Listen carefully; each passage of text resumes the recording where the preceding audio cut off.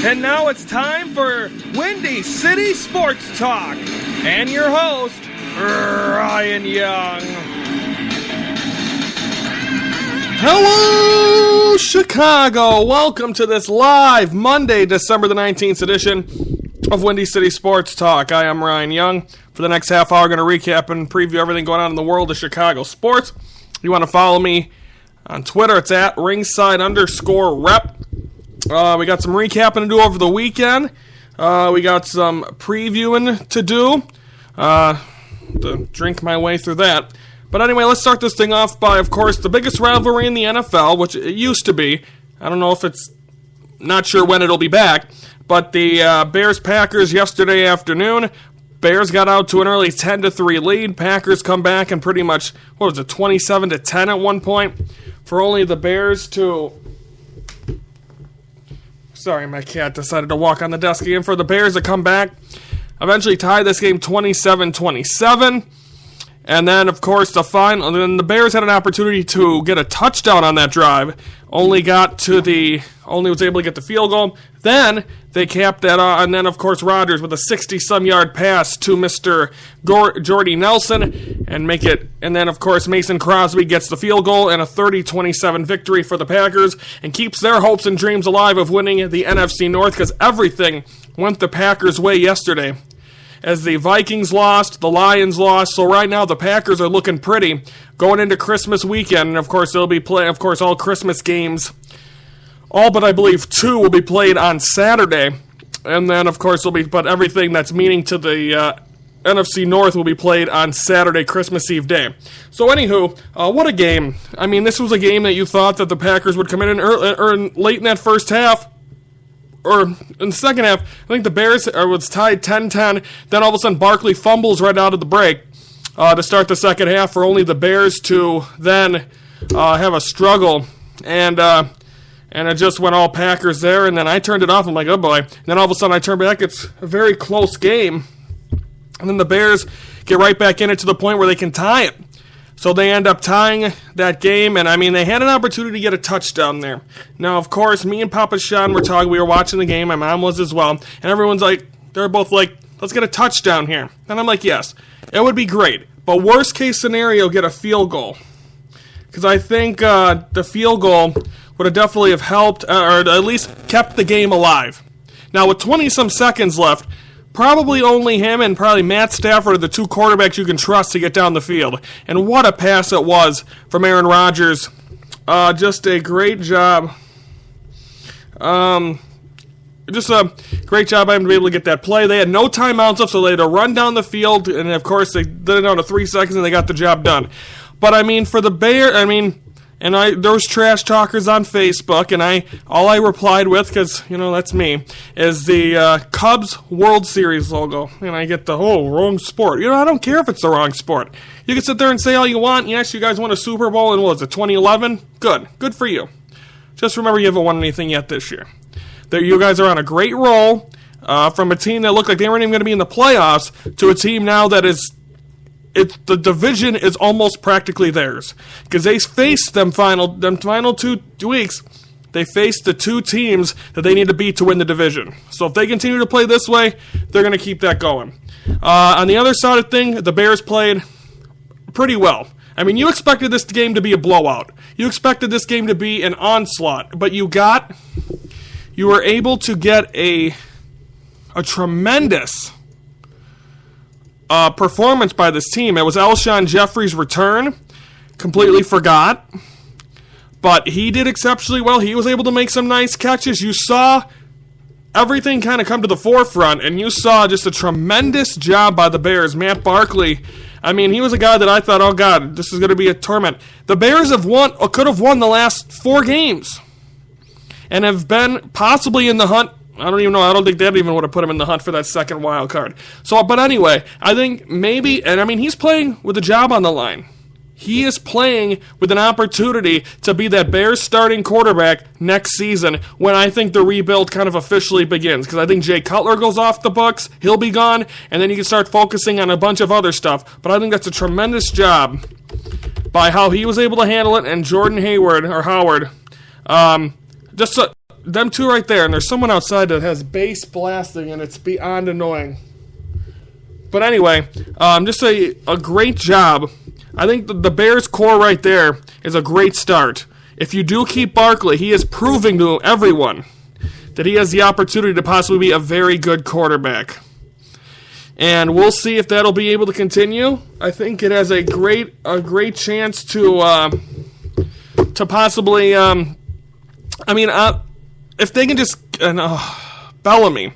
He dropped the pass to lose the game against the Titans, and he dropped a couple crucial ones, but then he was able to come back and get a nice one. So I think overall he did a tremendous.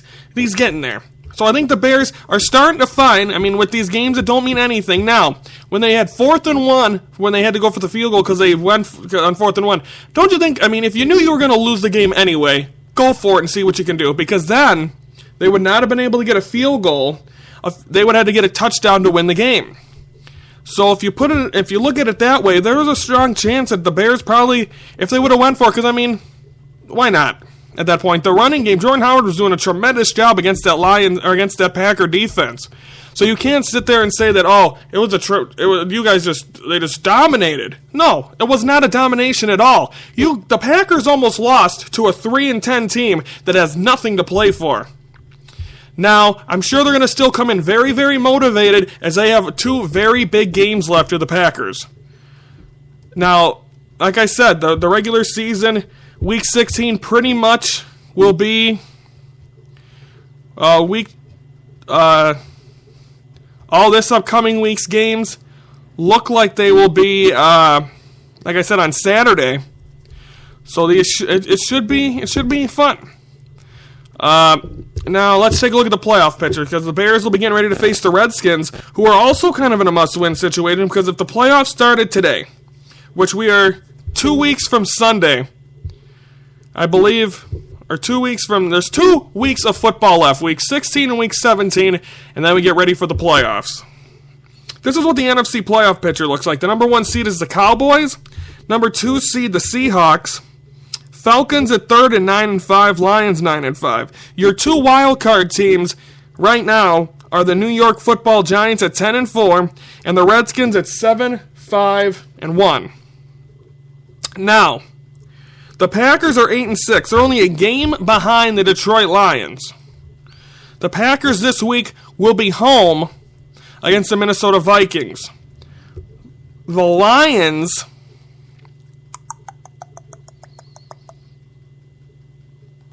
I don't see the Lions. We got to be on here. I'm not seeing them. They're not on the bye. They're Monday Night Football next week. They're in Dallas. So that right there, a Viking win would make them 8-7. That'd make the Packers 8-7. And the Vikings have the tiebreaker. The Redskins have a tie this season. The Redskins will face the Bears. So there's a lot, and then the Buccaneers are also thrown in that mix. They are 8-6. They will be in New Orleans, which the Saints aren't playing that well. And the Buccaneers, they were able to do it at Raymond James Stadium. Why can't they do it at the Superdome? So I think it's going to be a very, very fun Christmas Eve edition of football. Now, of course, I have my Christmas Eve, we go to my dad's side of the family. It's all Packer fans.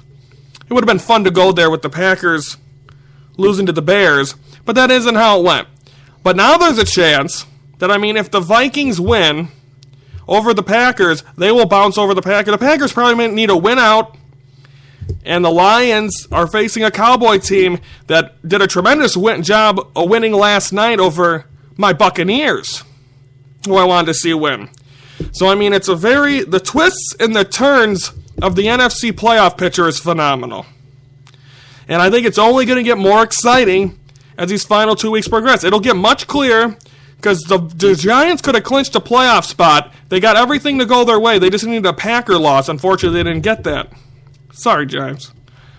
And, of course, you go into that final week of the regular season,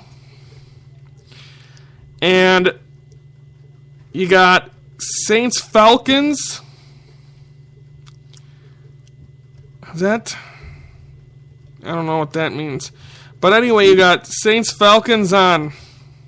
Here we go. You got Saints-Falcons. The Buccaneers will be home to face the Panthers, who have had a dreadful season. The Bears will host the Vikings, and the Packers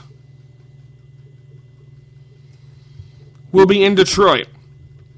So, at 9-5, they lose. They'll go 9-6. The Packers will be 9-6. That will most likely, right now that's a noon game on New Year's Day. That could very easily be the game for the NFC North where one team wins and the other team goes home. So it is going to be very entertaining to see how that pans out. And the playoff picture is so exciting this year because there's a lot of teams still in it. There's still 5 teams on the wild card, 2 teams, and so it's going to be fun. So strap it down, and we're going to announce what our schedule is over the winter for the next 2 weeks. So stay tuned for that.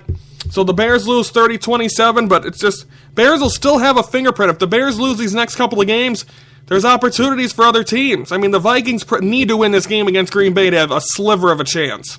Because they own the tiebreaker, they'd have the same record. They'd still have a chance to win that second spot. But the Redskins, they need to beat the Bears. And everyone else is doing it, but is someone going to be... The Bears have been so close to winning these games. Is this game going to be the one against Kirk Cousins and the Washington Redskins? A lot of things to be talked out here. And, of course, we'll be previewing that game coming up on Friday, our final edition, before this upcoming week. Okay, so we'll get out of the playoff picture a little bit. Let's talk about the Bulls. And do I have enough time to talk about the Bulls? Good Lord. They get embarrassed on Thursday. What was the final there? Let's reminisce. They lost Thursday 108-97. Not too bad. That was at the Bradley Center. They lose Friday night at home at the United Center 95-69. What in the blue hell is going on with this team?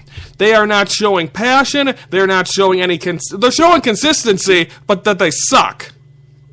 The Bucks, yes, are an up-and-coming team, but they should not be beating out a team that has seasoned veterans on it by 30 points in their arena. It has been absolutely ugly and embarrassing. It's been a bull crap season. That's what I put on Twitter today. Because I don't think nothing is going to get better unless heads start to be chopped. But you know what? Just like Tom Thibodeau, the front office will be fine. It'll be Gar Forman, because just like with the White Sox, they like to be loyal to their guys. So they're going to be loyal to their front office guys, but then throw the head coach under the bus. And I don't think Fred Hoiberg's working either. I've said it numerous times on this show. I think he's been dreadful. It's time to move on. Let's see what else you can do. Because I don't know what else you really can do. This team, at least for this season, let's look at the standings real quick. Does it even matter at this point? They're going to be playing Christmas Day, Goody Gumdrops, in San Antonio. So, at least they get a Christmas Day game. But I still think it's going to be... this team is just dreadful. You're not supposed to lose games like this. You're supposed to play at least somewhat competitive, and they have not played competitive at all. Let's see here. 1, 2, 3, 4, 5, 6, 7, 8. Right now they are the 8th seed ahead of Detroit, who they play tonight, by a half a game. So they could be out of the playoff picture. And again, 6.5 they're out of the top spot. A game and a half out of the third spot. So it's Cleveland, Toronto, and Milwaukee. So, all you got to do is this team needs to get it going, try to play a little bit, play a little bit better. But do you really want to see this team play good? What does that really prove if they do? If they get good, what does that really show? It's just going to be the front office going, well, yep, we got what we need. Yeah, that's not going to work. This team is dreadful. Let's go younger. I keep bringing this up, and I'm going to keep bringing it up. Let's go younger, but then not have a... Let's go younger, but then let's get a bunch of 30-year-olds. So I really don't know where this team plans on going after this. It's just ugly and just frustrating. And we'll see if Dwayne Wade and them... And we'll see Dwayne Wade and Jimmy Butler, what they bring to the table. And I mean, Jimmy Butler, if you're going to have 5 Jimmy Butlers on the floor, I think you'd be great. I think Dwayne Wade sometimes is going to weigh you down because of his age. And once you get into the heart of the season, which you're kind of in right now, it's going to be very tough.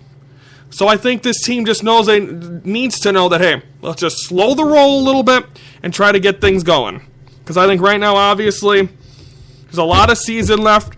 This team should be good enough to make the playoffs, but in a part of me, I don't want to see it. Because if they make it to the playoffs, that means they achieve something, and that front office will pretty much just sit there and be like, oh yeah, we made it to the playoffs. Yeah, great.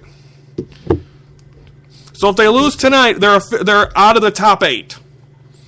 So, I mean, even though it's early on in the season, don't matter, it's still, this team is ugly. So we'll see where it goes from there. So the Bulls lose 95-69 to the Milwaukee Bucks. So Wisconsin took it to Chicago pretty much 3 times in the last week. Blackhawks, on the other hand, were home once. They were in St. Louis on Saturday, one of a final. What a game. I mean, the Hawks, especially that game on Thursday night against the New York Islanders, it was 3-3 after 1. Then all of a sudden you get all this hoopla, and you just get all these goals scoring back and forth. You had the same thing against the Blues. The Blues had, I think, a 1-0 lead, and the Hawks came back. What was it, like 1-1 or something? And then they end up fighting right back and doing it again and again. So I mean, it's back and forth, and the Blackhawks had a nice win, 6-4. And then last night, the Blackhawks returned home to the Madhouse and got a victory over the Sharks, 4-1. Didn't get much of a chance to watch that one. I think a well-played game, though. I think it was a game that this team really... both these games, they're playing like a playoff team. They're playing like a playoff contender. They're playing like a team that it's been over a year since I've had a Stanley Cup. It's been too long. This is a motivated team with a motivated front office with the Wirtzes and a motivated coach with Joel Quenneville. This team has it. And I think that's going to be fun to see in the summer how far this team can bolster to try to hoist another Stanley Cup. Because why the heck not? This is such a tremendous team. You got Tays back. You got him and Kaner. You got Panarin doing a great job. You have Marian Hossa doing it. You have everything coming together for this team. They have 2 games to play. They play Tuesday, Friday, Tuesday. So within the next week, they have 3 games. So they're going to be a little relaxed. They get to go home for the holidays, or they're home for the holidays or whatever. That's big. This team is able to do that. And I think overall, this team just needs to continue to build on that, continue to play good hockey, and they should be good. Now, they'll be home, I believe, tomorrow against Ottawa. So they'll be quickly back on the floor, or on the rink. So hopefully we'll see this team bounce right back. They'll be home against Ottawa Tuesday, and then home against Colorado on Friday before they get ready for their break, and they'll be back next Tuesday as they welcome in Winnipeg. Then back on a 3-game road trip, which will conclude with the Winter Classic. So I think a lot of good things going to stem together with this Hawks team. Everything is going right. Just keep it going. Avoid injury. Of course, hockey's just like that. You're going to get to that point in the season where everyone's tired and everyone needs a break, but you're not really sure what else you're going to get. So I think it shall be fun to see where this team goes. It's a playoff team. It's a championship team. And I think we're going to get a chance to see them. We saw it this week, and they're beating the Blues. And I think that should be a fun matchup when they're in St. Louis at Busch Stadium coming up January 2nd. That'll be, I think this is like their 3rd or 4th Winter Classic. It has to be their 4th, because I think they played one at Soldier, they played one at Wrigley, one at Soldier, and then 2 and then 1 in Detroit, and now they'll get a chance to play in St. Louis. So Blackhawks are definitely a draw when you realize it. With these Winter Classics, and I don't know if they've even won one. I know they lost the one at Wrigley. So anyway, that's that. So the Bears lose 30-27. Bulls get embarrassed 95-69. Blackhawks win their both games 6-4 over the Blues, 4-1 over the Sharks. We're going to take a quick break.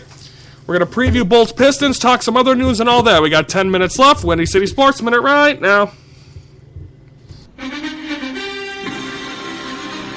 This is your Windy City Sports Minute for Monday, December the 19th. Well, the Bears were oh so close to doing the impossible, and that was beat the Green Bay Packers, but after the Bears tied at 27-27, Rodgers with a 60-some-yard pass to Jordy Nelson got him in the range of Mason Crosby to get a game-winning field goal.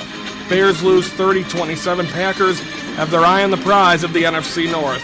Bulls get embarrassed at the Madhouse at the United Center on Friday night, lose 95-69. Second straight loss to the Milwaukee Bucks. Blackhawks have a successful weekend. They defeat the Blues in St. Louis 6-4 on Saturday. Sunday, defeat the Chicago Blackhawks, or excuse me, they defeat the San Jose Sharks at home 4-1. Bulls will be back on the floor tonight at the United Center. They will host the Detroit Pistons, trying to get back to the winning side of basketball. That is your Windy City Sports Minute. Now back to Windy City Sports Talk. Okay, we're back here on Windy City Sports Talk for this Monday. We'll be live today, tomorrow, Wednesday, and I think Thursday and Friday will be pre-recorded going into your weekend. Okay, now let's, before we preview Bulls Pistons, a couple of interesting notes from over the weekend. First one was last night. If you watched the Buccaneers lose to the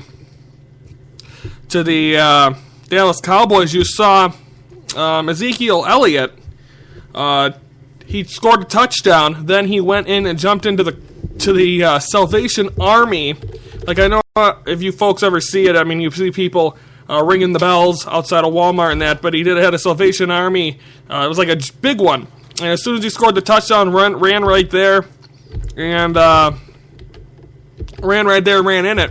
And he said if he gets fined, he'll match that total and donate it to the Salvation Army. And he put on Twitter today, and it was announced that he did not get fined. So now he will, but he said either way he will donate to the Salvation Army. And technically I work for the Salvation Army because I work for Camp Wonderland, but so that's very well appreciated, and that's a man of his word. And for a young guy that, I mean, if you're looking at real person money, makes a lot, but if you're looking in sports money, I don't think he makes like upper echelon yet. So that's a great job there by Ezekiel Elliott, the rookie running back of the Dallas Cowboys. Now let's shift gears. Also, congratulations to Tim Duncan, of the formerly of the San Antonio Spurs. He got his number retired, so it's up in the rafters at the AT&T Center in San Antonio. A great job. I'm obviously helped that team win so many championships, kind of put the San Antonio Spurs on the map, and even head coach Greg Popovich said, you know, without him, I mean, there would be no championships. So I think that would be, obviously a great job. And of course, Tony Parker, Manu Ginobili still playing. So and also Tim Duncan had his kids there. So just a great showing there. And of course, every year you think that one of them guys are going to retire. And now it took till 2016, 17 for one of them to finally go. And now you're finally going to see you're probably going to see the other two go pretty soon. But I mean, they're still a championship contender. I mean, and then I think this team's still going to be in very good hands once them two go, because I mean, you still got Kawhi Leonard leading the way. I mean, and then also LaMarcus Aldridge. So I think this team's going to be okay. But I think they're just that close to winning a championship, but maybe on that side of being maybe a little too old. So we'll see what happens there. But the San Antonio Spurs, I'm sure, going to always give a great run to the Golden State Warriors, and so I'm sure that'll come to head in early June. A final thing I want to talk about before we preview what there is to preview of Bulls Pistons is the terrible thing that happened in I don't know if it was in Russia or Syria, but one of the Russian spokespeople, I want to say, I'm using that term, I don't know what it is, but he was speaking at an art gallery today, and I believe Syria, apparently they're going back and forth about something, had it was a terrorist attack. He was speaking at an art gallery, and they showed the video of him on CNN. He got shot about 3 times in the chest. So thoughts go out. I don't know if he's a bad guy or a good guy, but it's still a tragic thing. I mean, he got the way it was. I mean, I'm sure it's on CNN if you find it, but it's just him, the guy shooting him 3 times in the chest, and then I thought he was the security guard because he was on stage with the gun protecting him. Here, he was the one that got in with the gun behind him and shot him about 3 times. All you see when they shoot him is just you can see the 3 bullets go through him, and I mean apparently he survived, but then died at the hospital and succumbed to his injuries. So that is a terrible, terrible thing. And so now Vladimir Putin's on the scene, so you can only imagine what's going to happen there, but that's tragic. I mean, you see them kind of things happen on television, like the happened a couple of years ago in a TV station. I mean, the 2 people got killed on TV from a former employee. That was crazy also, so you never know what to expect. Only 4 minutes remaining here on Windy City Sports Talk. Let's preview Bulls-Pistons. Tonight from the United Center, Bulls try to get back in the winning ways. They'll welcome in the Pistons. They only got a couple more games before Christmas. They'll be playing, like I said, on Christmas against those San Antonio Spurs. I think this is going to be a good matchup. I think the Bulls know that I want to see them come out with a chip on their shoulder. I want to see them come out aggravated and pissed off that they got embarrassed 2 straight games by the Milwaukee Bucks. And for them to be able to do that, I think they got to come out, play smart, play aggressive, and if they can do that, if Dwayne Butler's got to lead the charge, you can't always depend on Dwayne Wade. So I think if they come out, play somewhat very good basketball. I continue to say it. And that's what happened with the Bucks. Bucks are built with some young big guys like the Greek Freak. If they face any team with any talent in the power forward or center positions, that's going to be very, very tough for them to win. And I think tonight, I'm not sure, I can't think off the top of my head who the Detroit Pistons have as a big guy, but I think this is going to be a game that the Bulls have an opportunity to win and try to show that, hey, we're not this. Hopefully, someone put a little fire up their ass.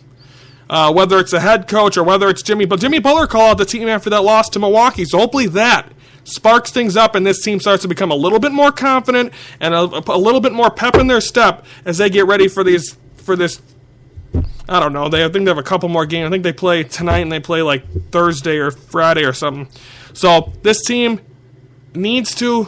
I mean, Dwayne Wade, but I'm sure it's Jimmy Butler. This is Jimmy Butler's team. He's the one that's going to be here longest. He's the face of the franchise. So if he's the face, you got to make sure that he's the guy that's telling everyone, yo, this is bullshit the way this team has been playing, and they need to be able to bulk it up. So we'll see if we'll see any indication of a turnaround tonight. That'll be a 7 p.m. start on Comcast Sportsnet from the United Center. Bulls-Pistons. Remember when the Bulls-Pistons matchup used to be so good? I mean, you had them Piston teams with Chauncey Billups and Rip Hamilton and Ben and Rasheed Wallace, and just wow. That team won a championship, but it always seemed like they were the team that you couldn't get by. And then I think the Bulls they were the 8th seed and eliminated the 1 seed, the defending champions, and then lost to the Heat, which I believe that was 06 when the Heat lost to the Heat, ended up winning the championship. That was Dwayne Wade and Shaquille O'Neal.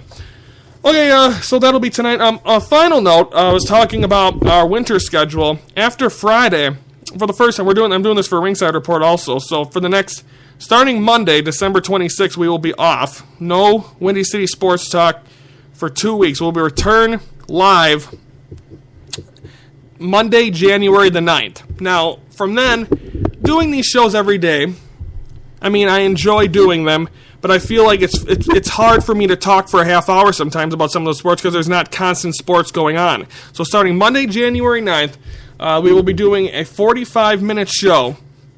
I think it might be recorded, and then I'll record every Monday.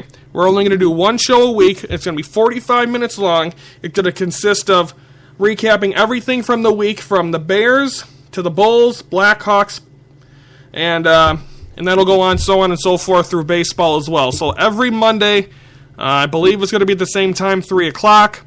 And it'll be a 45-minute show recapping and previewing. Now, when we come back on January 9th, that'll be the day after the wild card weekend. So after this week, we won't even know who's in the playoffs. But January 9th, we'll recap everything going on in the playoffs, everything in that the busy week, 2 weeks that we're off. So we'll recap it all. So that gives me more to talk about and more of a platform once a week instead of doing a 1.5 hour show a day. We're going to do one 45-minute show a week, and that takes less off of me, and unless you guys have to listen to me. So a 45-minute show. But we're still half hour the rest of the week. We'll be back tomorrow live at 3. I'm Ryan Young saying, have a great day, Chicago.